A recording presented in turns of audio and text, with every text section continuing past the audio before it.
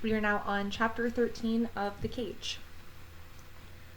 A sharp knocking at the door wakes us. We hold our breath. We do not dare make a sound. It could be Nazis searching again for the sick, for children, for the old. The pounding at the door gets stronger. A voice, harsh and angry, calls out, "Open up! This is the Jewish police. Open the door, or we'll break it down." Motel opens the door. 4 policemen rush into the house. They push him aside roughly.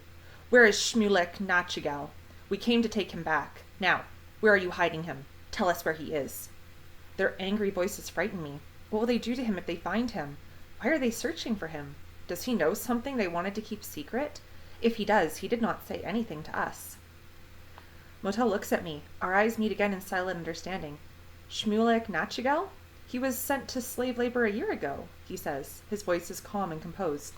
"We have not seen him since he was sent out of the ghetto." My heart is pounding violently. Will they believe him? We have never lied before. Can we get away with it? My mother's words keep running through my head. Always speak the truth, but if the truth will kill another human being, lie. We have to lie, for the truth may cost Shmulek his life. The policemen are searching every corner of the house, the cellar, under each bed, inside each closet. They are pulling everything apart, dumping the clothes all over the floor like some sort of garbage. Why are they behaving like this? They too are Jews, in the same cage, fighting for survival and the strength to hold out until tomorrow, a tomorrow that will bring us all freedom and dignity. So why do they act as if they were the masters and we were the slaves? We are all slaves here. Why are you ruining our clothes and our house? What right do you have to treat your fellow Jews this way? Your lives are not any more protected than ours. Don't fool yourself.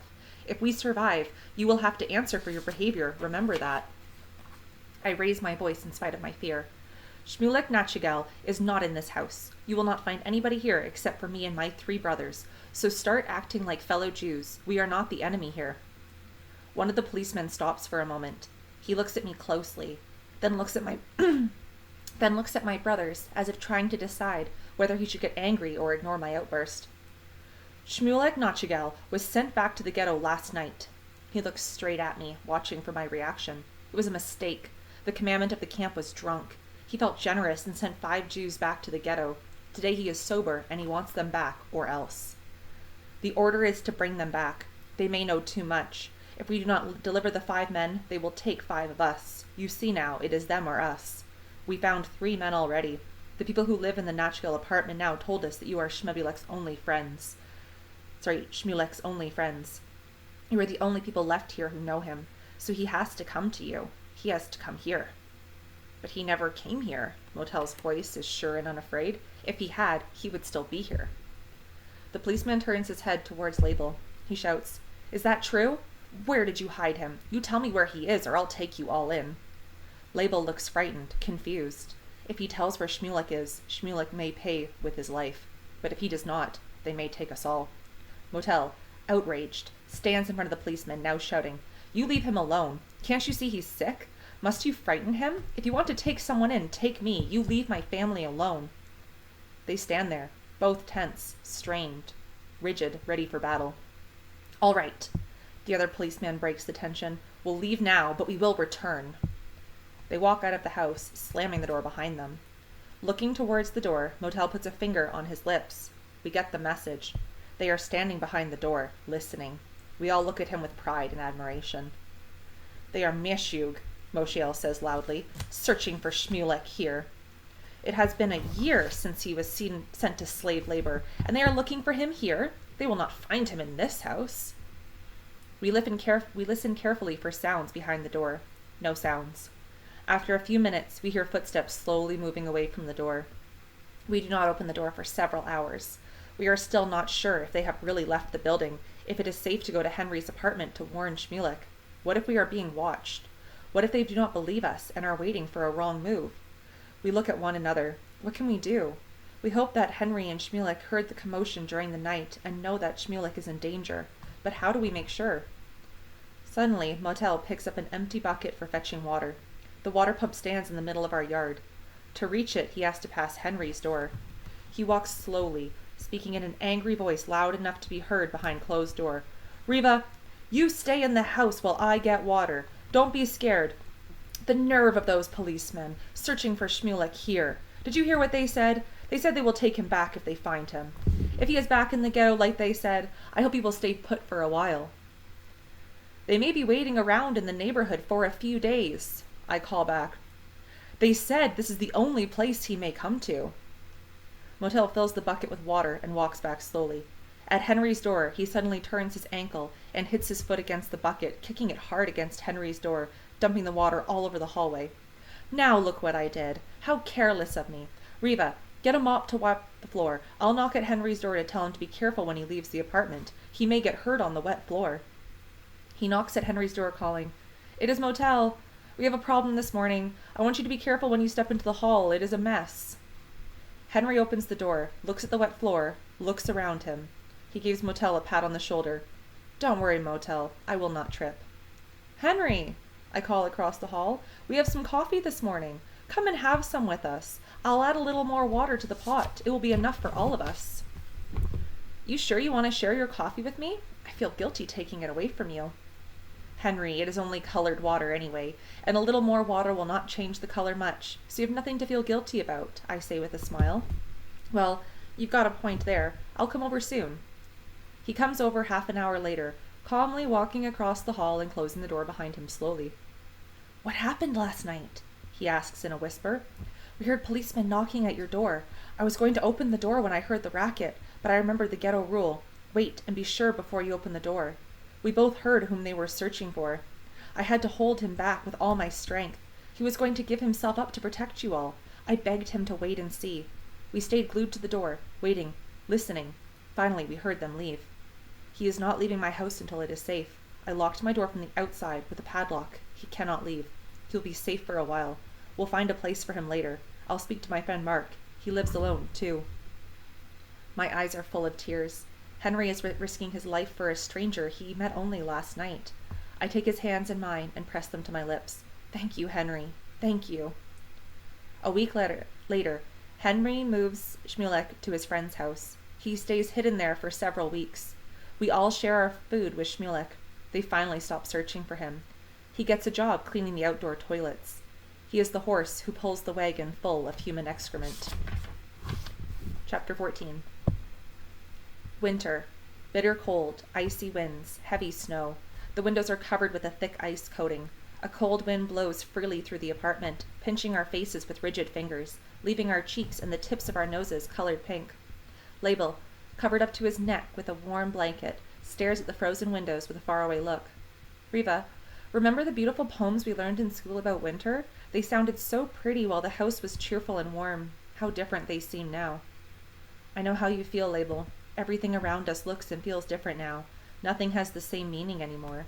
I'm not even sure the past was real. Only today is real. But maybe we will learn from today and come out stronger, better people. A faint smile covers his lips. My sister, the philosopher. If your philosophy can make you forget about the cold in this house, about your empty stomach, maybe you would like to read me some happy stories. I cuddle up close to keep him warm and read The Adventures of Motel by Shalom Eichmann. Label smiles, happily listening to the stories. I touch his head with my lips. Riva, remember the story where Motel is in trouble with the other boys? The boys want to hit him, and his neighbor yells at them for trying to hit an orphan. Motel is so happy, and he says, I am lucky, for I am an orphan. Maybe we are a little bit lucky, too, that we are orphans. Maybe God takes special care of orphans. Now who is the philosopher? I say, with a lump in my throat, pulling the blanket closer to his chin. I wish we had some wood to keep these orphans in here warm. Then Label says, remember the oak tree? We both look at the ice-covered window, remembering the oak tree.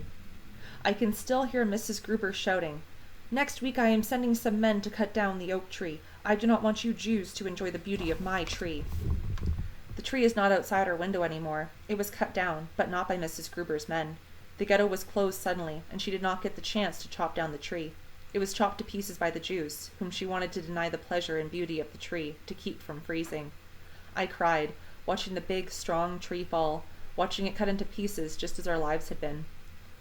Let's sing a happy song to warm ourselves, Label's voice scatters my thoughts. We sing together, the two of us, remembering all those who used to sing with us, watching our warm breath dancing like little white clouds around our head. Motel looks distraught this evening. He moves restlessly about the house, biting his lips, clenching his fists.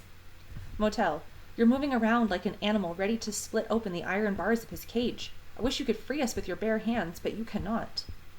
He turns his head and stares at the ice-coated windows. I must get some wood. Look at that heavy layer of ice and snow on that window. You and Label stay all day in this ice box. You will both get pneumonia in here. I must get something to warm up this apartment. There's nothing left in here for us to use for firewood, Moshiel says, looking around the half-empty rooms. We burned most of our furniture already. Motel, a determined, desperate glow in his eyes, silently watches the warm vapors of Moshiel's breath disappear in the cold air. Why don't you all go to bed? Label calls. It is much warmer under the blanket. It is late already. Let's go to sleep, and maybe happy dreams will come during the night and bring warmth and peace to our hearts. Maybe. We follow his advice. At least it will be warmer in bed. The squeak of our front door being slowly opened wakes me. I open my eyes. In the darkness of the room, I see the shadow of a person carrying a bundle in his arms and making his way into the house. Who is it? I whisper, horrified. Shah. Riva, it is I. I hear Motel's voice. I got some wood. It will keep us warm for a few days. Some of the men took apart an empty shed. They said if I helped by standing guard, I'd get some of the wood. Riva, no one must know where the wood came from. If we are caught, we are all in trouble. You know what the punishment is for stealing wood. Why did you risk your life? I whispered hoarsely. I had to do it. They may call it stealing. I call it helping my family survive. Every day counts. Remember, no matter what happens, you do not know anything about this wood. Promise. I promise, I say, angry and proud at the same time. For several days, the colorful flames of burning wood dance cheerfully in our stove and warm the apartment, bringing a glow to our pale cheeks. Label and Moshiel hold their hands over the sparkling flames, never asking where the wood came from. They know not to ask questions. I feel panic every time there is a knock at the door. Is it the police? Still, I hope they will not find out. Only a few pieces of wood are left, and soon there will be no trace of the crime. Not a trace. One more warm day, and the evidence will be gone. We keep the pieces of wood hidden like precious jewels. One more day, and we will be safe. But the pounding at that door that evening tells us our luck has just run out. The door tears open. 2 ghetto policemen burst in, shouting, "Where is the wood that you stole? Who helped you take the shed apart? Tell us whose idea this was, and you'll get off easy." They search every corner of the house. They rip apart the closets, pull the bedding off the beds, search under the mattresses. They stop at Label's bed, look at each other for a moment, and then reach under his mattress. They pull out a piece of wood. Victorious smiles cover their faces. They have won. They have found the evidence. All the time they were searching, I felt Motel's eyes piercing me, reminding me, "You promised. You do not know anything. You promised." "Who is the oldest here?" one of the policemen asks while taking notes. "I am the oldest and the legal guardian of my brothers." My voice is shaking. I feel myself shiver. "Well, we'll take you in then, and that boy over there." He points to Motel, whose ashen face reveals his rage. "You two come with us." He takes me by the arm. "Leave her alone," Motel shouts. "Can't you see she is sick? Look at her swollen legs. She can hardly move about. How could she have carried the wood? She had nothing to do with this." The policeman looks at me for the first time with pity in his eyes. He shrugs his shoulders and turns to Motel. "Tell us who the leader was. How many were you? Give us their names and we'll let you go free." "I was all alone. No one helped me. I saw the wood on the ground and I took it home. My sister and my brother are both sick. They work at home. They freeze all day. The few pieces of wood made them a little bit warmer. Have a heart. Leave us alone. Please, please." Motel's voice is strong and firm. He will not involve anyone else. The policemen look at each of us, then turn to each other. Silently, we wait. "Sorry. We really are sorry. We have to take Riva in. She is the oldest, and Motel has to come too, since he took the wood." No, you will not take my sister." Moshiel steps forward. "She is sick. I will go in her place." The policemen stare at each other. I watch their faces. They hold our lives in their hands. Slowly, they turn towards me. "We'll let you all stay home today, but Motel will have to report to the police station tomorrow. He took the wood. He is going to be punished. It all depends on the judge." We sleep very little that night. What will they do to Motel? Some people are sent to labor camps for stealing, but he is only a young boy. Will the judge have a heart? Will he feel for us? We whisper our silent prayers. Moshiel insists on going in with his brother to give him moral support. Label and I stay home, counting the hours until they return. The day drags on without end. Horrible thoughts fill our minds, but we do not speak about them for fear that they may become real if uttered. Our eyes stay glued to the door. Finally, in the late afternoon, we hear the familiar footsteps coming briskly down the hall. The door opens, and there stands our two brothers. They are smiling. The judge had compassion. He was touched by the courage and devotion of a young child like Moshiel. He was impressed by Motel's moral strength, for he did not reveal the names of the others and thereby saved their lives. The punishment for stealing was deportation to slave labor camps. Motel's sentence? Cleaning the outdoor toilet for 2 weeks. Chapter 15. Spring arrives. The air is fresh and warm. Pisach is here. How different Pisach is now. There is no painting the apartment, no scrubbing the floors, no hustle and bustle. Mama is gone. It is hard to believe that there was a time when this home was alive, buzzing with holiday joy, with people, with love. Was it only 4 years ago, just before Pisach, that Mrs. Gruber was poking her head through the front door, reminding Mama to make a peasant shirt for her grandson, Harry, to get matzos for Pisach? How far away it all seems now. Where is Mama? Is she alive? Can she survive without her children? She always lived for us. Mrs. Gruber's life has changed so drastically, but is it for the better? Her son has been drafted into the German army. Her grandson sent to the German front. Will Harry become one of the war victims? One more number killed for the fatherland? I think about him a lot, about his mother, Olga, about his grandmother. We are all losers. Still, nature is alive. Life goes on. In the midst of Pisach, the holiday of freedom, the holiday of joy, in the midst of nature renewing life, Label's life ends. I refuse to let him go, shaking his body, screaming, calling to him, "Open your eyes, Label. Keep fighting. Do not give up." He opens his eyes, closes them, and opens them again. His eyes sadly apologize for not being able to struggle anymore. I hold him in my arms, keep on talking to him. There is so much we still have to say. "Label, please do not leave us. Please, darling, please." The neighbors come running. They pull me away from his bed. "Please don't let him die. Don't let him die," I wail. Mrs. Avner puts his arms around me, holds me close, speaking softly but sterning. "Riva, you are sinning. You are not letting him die in peace. You are calling him back again and again. This is a great sin you are committing. Let him go, darling. Maybe he will be better off than we are." I hear a deep sigh coming from Label's chest, and he is silent. He is gone. He closes his eyes forever. Again, Motel, Moshiel, and I cuddled together to find the courage to go on, to comfort one another. Now we are only 3. The wagon that picks up the dead comes the next day. They take Label's young body and leave. Our home is silent and empty. The sun does not stop shining. Chapter 16. He is standing in the doorway when I first see him, tall, skinny, with sandy blonde hair covering his forehead. His blue eyes gaze straight at me, studying my eyes, searching for a special way to start our acquaintance. A forlorn kind of grin plays around his mouth as he says in a quiet voice, "I am Shmulek Schwartz. I was sent here by the skiff. What can I do to help?" I look at him in surprise. I have never met him before. I have grown up in the socialist movement, and I know most members of the skiff, the children's socialist movement. We meet often, study and plan for the future, help to hide people about to be deported, but I have never met Shmulek. He must have read my mind. "I am new to the group. I was told about you, Motel, and Moshiel." He halts for a moment, then says, "I know about your mother and Label." He presses my hand with gentle warmth. He comes every evening, sometimes bringing along his sister, Fagel. She is 14, Shmulek 17. "I know how you feel, Riva, but you are not the only one, if it helps any," he says in his calm, tranquil voice. "My father was taken from us that bloody Thursday in April 1940.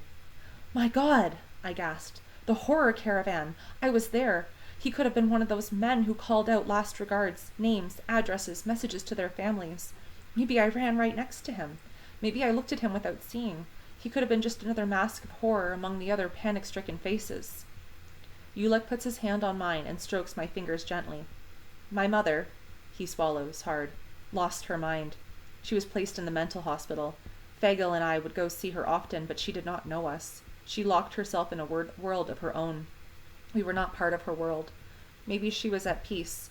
The Nazis deported her from the ghetto when the first transports of the sick were taken. You know, the hospital was the first to go. So you see, I am father and mother to Fagel, just as you are to Motel and Moshiel." His very presence makes us all feel calmer, more composed. His voice, soft, kind, full of quiet determination, inspires us. What secret power is giving him that hunger for life, that will to survive that he passes on to all around him? Ulek always has a book hidden under his shirt. He reads poetry to me for hours, begs me to keep on writing my journal, my letters to my family. You see, Riva, someday it will all end, and those letters will be very important. We may forget what has happened today, but your letters will remember. But Ulek, I argue, these letters will never be mailed. They may die here together with us. Why write them? Anger rises in his soft blue eyes. Don't you ever speak to me that way. Don't you ever speak of dying. You are giving up? Don't you ever, ever give up. There is a tomorrow for us. We will live to tell our story to the whole world. We must teach mankind what evil, hatred, and prejudice can do. We must make a better world by not letting them forget what has happened here. So, you keep on writing and never stop being yourself. He lowers his voice and touches my hand softly. I am sorry for shouting. You made me so angry talking the way you did. I am sorry that I made him angry. I feel guilty for giving up. I look around me. This was the home of my grandparents. This was the home of my mother, my aunts, my uncles. This was the home of my sisters, my brothers. They all left traces of their lives here, between these walls. How can I think that they will never return? How can I think we will all just vanish from here? I must continue. They have a right to know what happened while they were gone. They left me in charge. They are counting on me. I must never give up again. Ulek is right. I put my hand on top of his and smile.